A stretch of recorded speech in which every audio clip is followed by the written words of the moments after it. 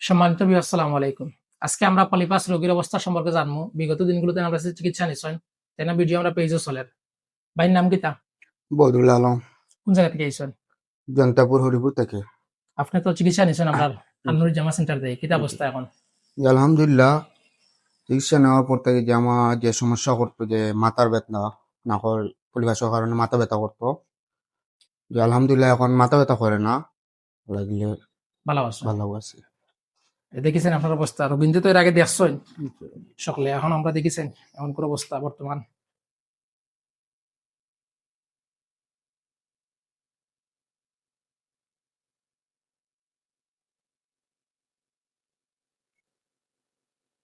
এটা খুব বেশি পলিপ আসলো ও না ভিডিও গুলো দেখলে বুঝতে পারবা। এখন পলিপ যেটা আছে সেটা রিমুভ হয়েছে।